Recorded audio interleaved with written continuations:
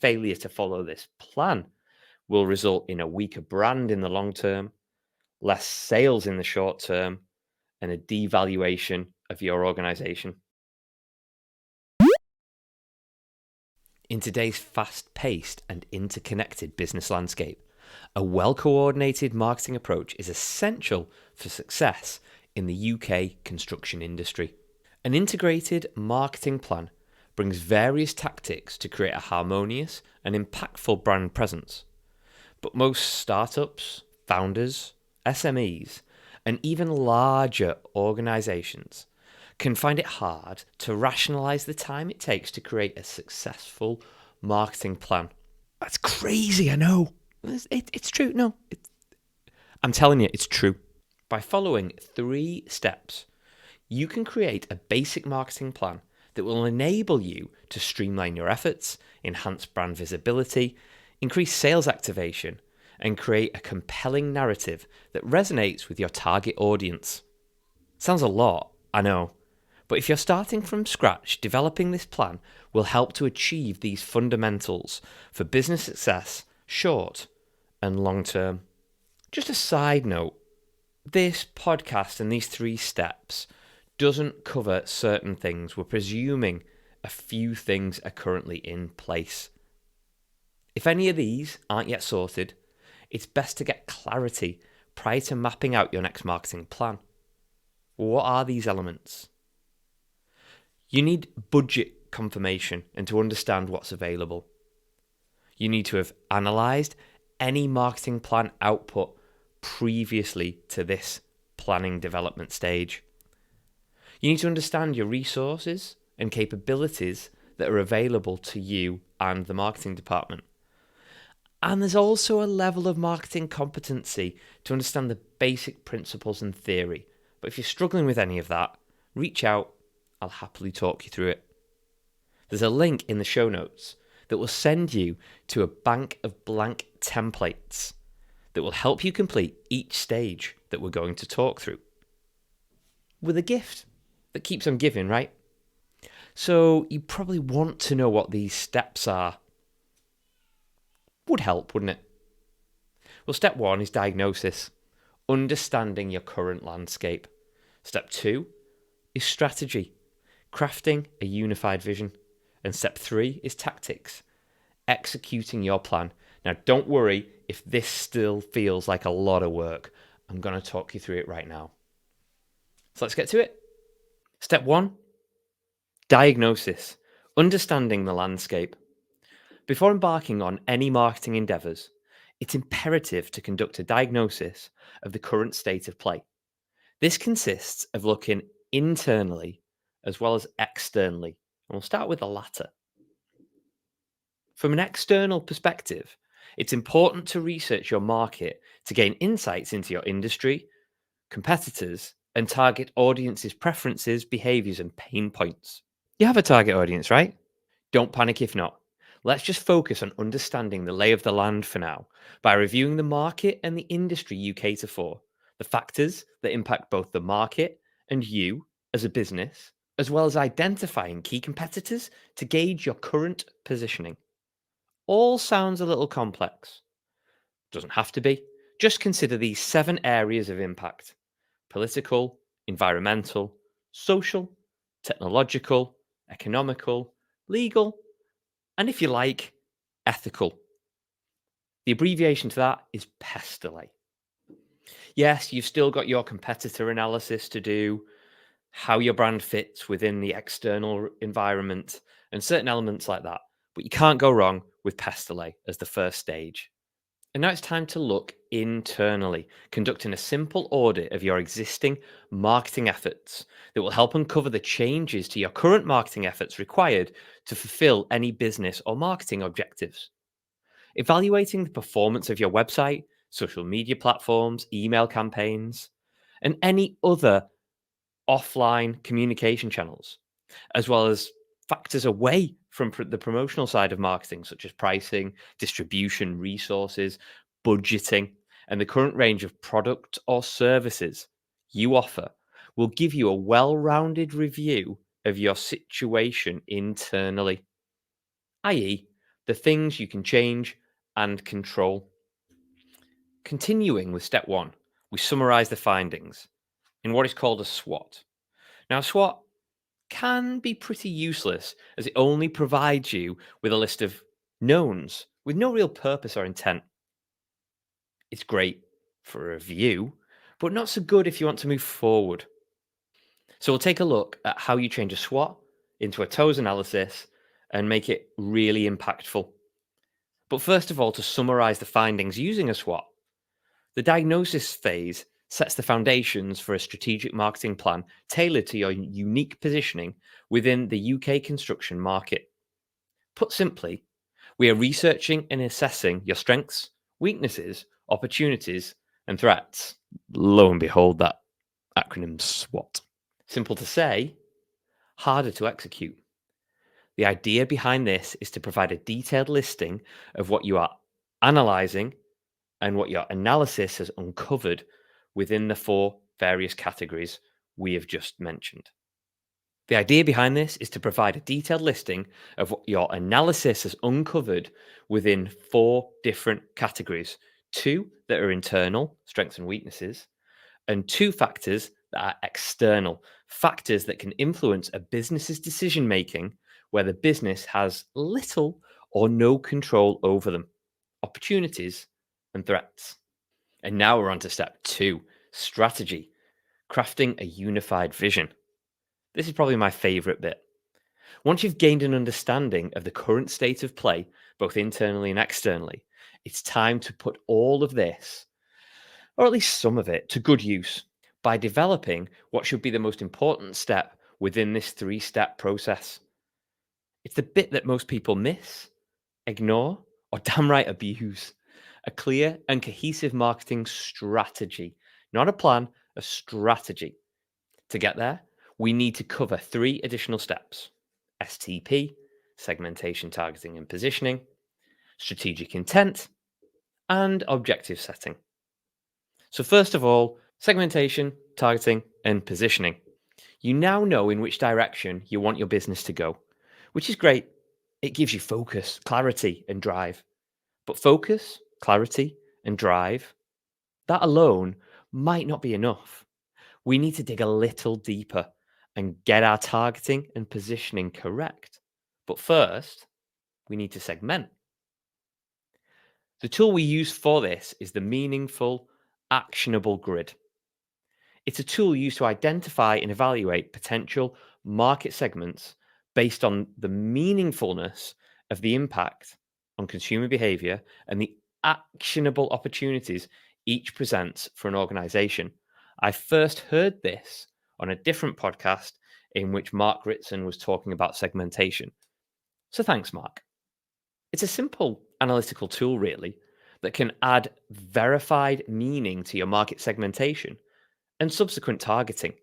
Rather than sitting in a dark room and thinking who you'd really love to email you and say, hey, I'm that perfect client you've been aimlessly writing about and waiting for. I also like chocolate and ice cream. Can I buy your services? Yeah, doesn't really happen, does it? Because this part in the 3-step process is so critical, and the meaningful, actionable grid is so useful, yet so underused. I think it's important to talk about the actual process of utilizing this meaningful, actionable grid, of which you can follow along with the notes, with the grid, with a template for you to fill in using the link in the show notes. So first of all, we have a list of variables. Start by listing all possible variables that can be used to segment your marketplace. Every marketplace will be slightly different. This can be done through a team exercise that involves brainstorming and researching different variables which might include demographics, psychographics, behaviors, needs, and other relevant factors. The list is practically endless. Now, the next part is where it starts to get interesting, I think. Once these variables have been listed, rate each variable from 1 to 10 based on its impact on consumer behavior. Variables that have a direct effect on behavior should receive a high score, while those that do not have a meaningful impact should receive a low score. The next part is that you score each variable on a scale of 1 to 10 based on its availability and actionability. Ask questions like, do I have this data? And can I identify actual customers according to this variable? Variables that are easy to access and have actionable data should receive a higher score. Now you calculate the final total score. The variables with the highest score out of 100 are deemed of higher importance in the segmentation process. So, to summarize this part of the meaningful actionable grid, you have variables you feel will help segment the marketplace. You rate each variable out of 10 for its meaningfulness. How meaningful is this variable in segmenting your marketplace? You also rate each variable out of 10 for its actionability. Is the data available? Is there enough? Is this going to be actionable at the end of the day? Then you find the overall score, meaningfulness times actionability, which should give you a score out of 100. If you don't, you've done something slightly wrong and you can't go on to the next stage. But what is the next stage, I hear you ask? Well, we plot it on a grid. Again, it'll be super important that you download the blank template and the read along instructions using the link in the show notes for this part. The variables can be plotted on this grid based on their meaningfulness and actionability. A 2x2 grid makes sure the appropriate variables are placed accordingly. Using the insights and data gathered from your previous research, calculations can be made as to how valuable each segment of the market could be to your organization. For example, the total number of prospects within a variable times the money spent by the specific type of variable equals the potential value of this segment. Might as well give it a memorable but pretty pointless funky name. Once we've done this, we're on to targeting.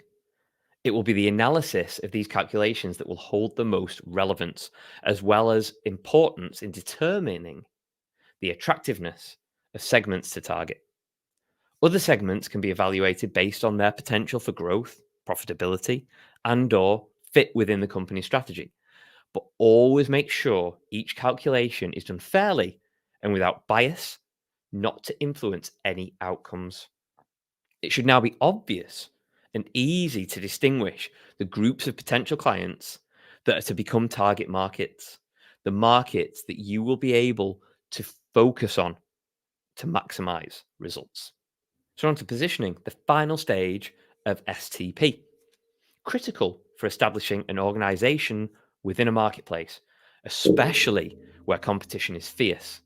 Defining a position means looking at reviewing and executing one of the following. Number one, defining the current position. Number two, moving into a new, more competitive position. Or number three, attacking a crowded position. Each one has its own risks and rewards. And with the previous research and analysis you've done, you need to be confident in the position you are applying here.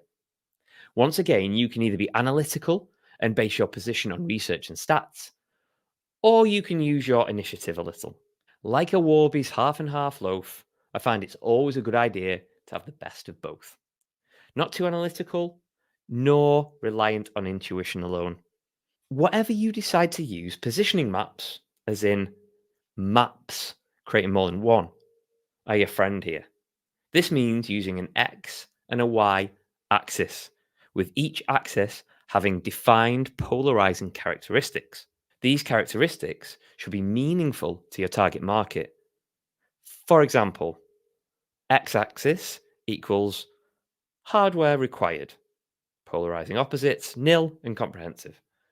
Y-axis, software compatibility or integration, polarizing opposites, high and low.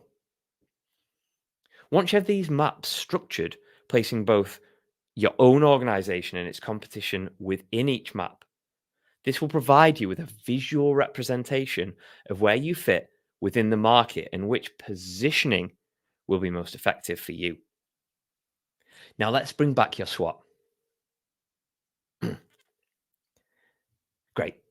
Now you've brought this back to your attention, it's time to make it work for you by enhancing your findings into actionable insights. I'm talking about the toes. TOWS. The toes is your secret weapon here. This is where you start to shape the future of your business based on valid research and reliable data. Remember, most marketers will conduct a SWOT, but do nothing with it.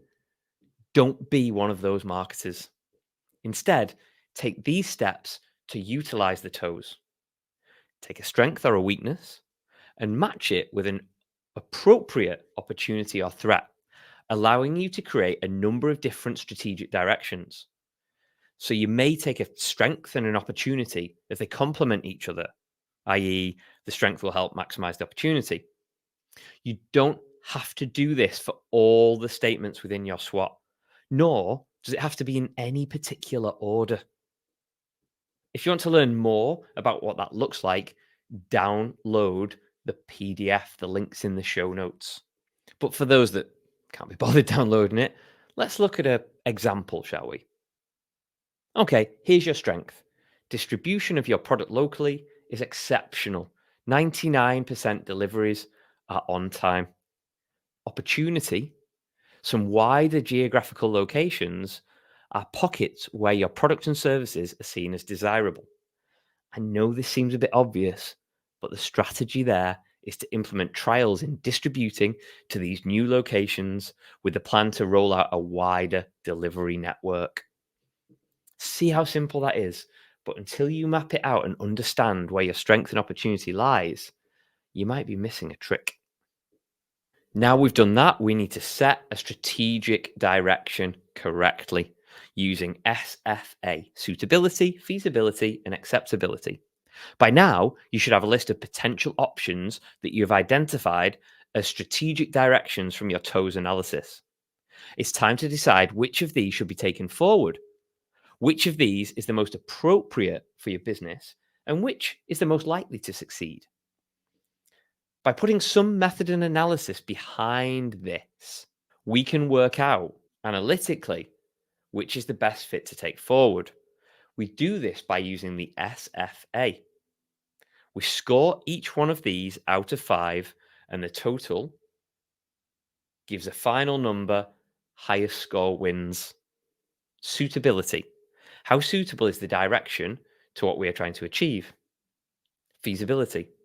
How feasible is the implementation of this direction? Acceptability. How acceptable to the rest of the business is this direction? By scoring each of the above, for example, marking it out of 5, you will end up with a total score for each direction. Remember, highest score wins. The final part of strategic intent is objective setting. You'll need to set some objectives. Not only that, but they need to be good, smart objectives. An objective should cover all the elements of the SMART acronym: specific, measurable, agreed upon, realistic, and timed. Meaning a sentence, or maybe 2, can cover all the elements, not a sentence to explain each one of those elements. Some rules of thumb here are: be specific about your goal, be detailed about how you'll measure success, give it a number, and work out if it's achievable. Don't go mad. Those are the things where people usually trip up when setting an objective. A note here to not get too hung up about each part of the SMART model, adding an end date, a number to aim for, and not making it impossible. In doing that, you've pretty much nailed it. Perhaps it should be EDNI instead. I don't know, something like that. A poor example of an objective could be increase turnover by £1 million. A good example is achieve at least 95% excellent customer service rating each month by those visiting all our physical merchant stores by the end of the year. We're on to the final step now, step 3, tactics, actually executing your plan. With a solid strategy in place, see step 2 if you skipped it, you cheeky little monkey. It's time to put actions to your marketing plan through carefully chosen tactics. Your tactics will vary based on your objectives, target audience, available resources, including budget, and strategic intent. Remember, the devil is in the detail here. One way to do this is to utilize the 4Ps and a bit more. The best way to document your tactics is by using the tried and trusted 4Ps model. A lot of marketers chat around 7Ps, which includes physical evidence, people, and process. But for simplicity, we're just discussing the traditional 4 here. Oh, and we've added a bit about branding and a bit about customer journey just for completeness. So, what are these 4Ps? Quite simply put, product, price, place, and promotion. Firstly, understanding where your product fits within the market is key. This will identify any gaps within the portfolio that you may need to address with new product developments in the future, and hopefully what a roadmap looks like for these new products. A fundamental error is to not consider or indeed ask your customer base what products or updates they require. When I say products, I actually mean products and or services, but I'm kind of being lazy there, so we'll just stick to classing both as products. It could be that you're planning to update a popular product that is declining in sales, or release complementary products to coexist with a current range. Plug in the gaps, if you will.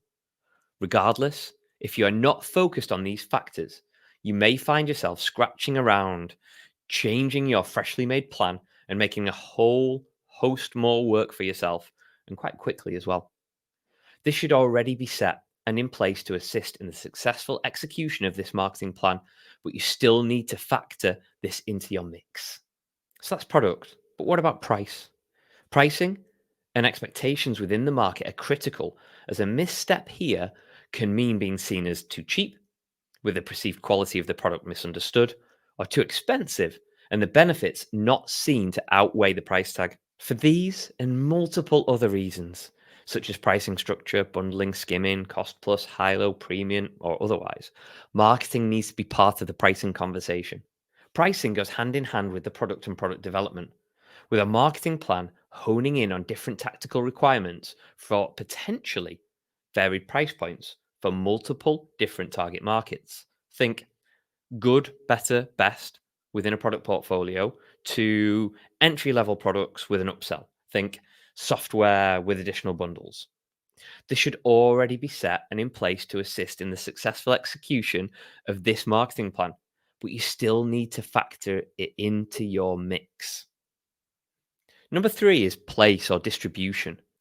In an industry such as construction, the supply chain and distribution networks are critical to the whole industry, not just certain stages within it.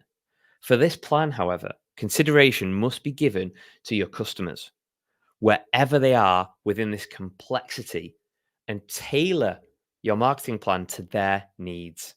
For example, preferences to purchase, preferred delivery options, expectations of this service, and after sales and the ease of communication. They are absolutely critical when we are talking about placement or distribution. And finally, promotion. This is the icing on the cake, or should I say the cherry on the cake? The bit that stands out, gets noticed, and the execution is critical to your whole plan. What I'm trying to say here is that you don't get to touch this until the rest of your cake is mixed and baked. What I'm trying to say is don't touch the promotional until your diagnosis, your strategy, and the other elements of your tactical mix have been completed. Within the promotional element of your plan, you need to consider the following. Don't touch it yet. Do the other steps first. Communication channels, type of creative, the key message you want to get out there, the tone of this message, its consistency and being on brand, a call to action, and that particular creative's main purpose. Remember, the key to successful execution is consistency and alignment across all tactics. Ensure that your messaging, branding, and communication style remain cohesive across all touch points and that it complements your product or service's pricing. The final 2 parts of tactics are away from any Ps. The first one is the customer journey. Regardless of what you are buying, you will always follow a certain set of stages. And this means that your potential customers will also follow a certain set of stages. If you can master each one and make it easy to transition from one stage to the next, reduce that friction, then you make it much easier for people to find you and want to do business with you. I categorize these into explore, consider, cognition, convert, and connect. When we start to map out our customer journey, it can be complex and confusing, as there are so many different ways of communicating with our audience. A study conducted by Smart Insights in 2017 discovered over 120 forms of digital communications alone.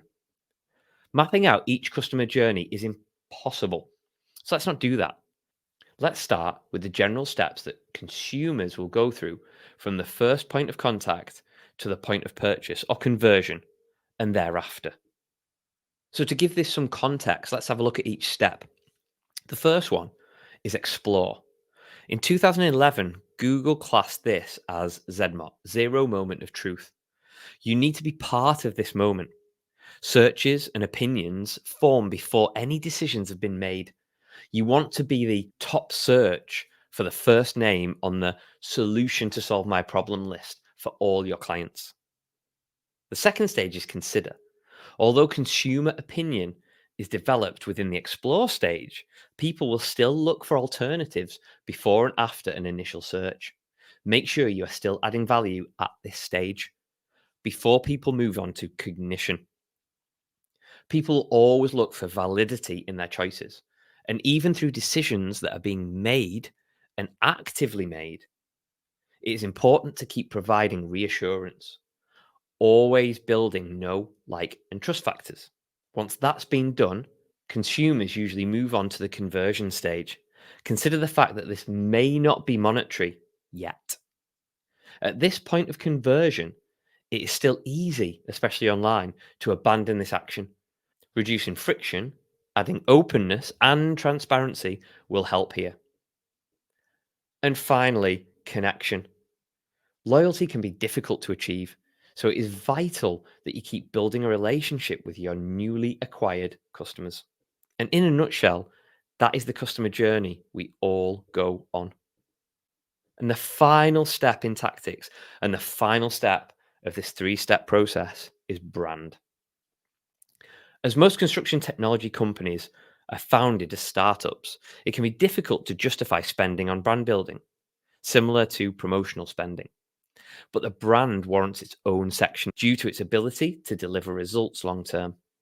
The benefits of building a brand are multiple: higher pricing, better visibility, shorter sales cycles, and a better investor opportunity if you are a startup. They can all be attributed to creating a well known brand. While the promotional element here is focused on the short term sales activation, the brand is very much long term. Both are important within the world of construction, from the startup phase, where generating income and investment can be critical, to being well established within a market which will only occur by maintaining high levels of brand authority. To do this, you must make sure you create and stick by your brand guidelines. To create these, you must include the following attributes, which must be salient within all your assets. Failure to do this will result in a weaker brand in the long term. Brand overview, logo and logo variations, brand colors, typography, brand voice, imagery, photography, video, animation, salient assets, and working examples. And I'll finish this episode by saying failure to follow this plan will result in a weaker brand in the long term, less sales in the short term, and a devaluation of your organization.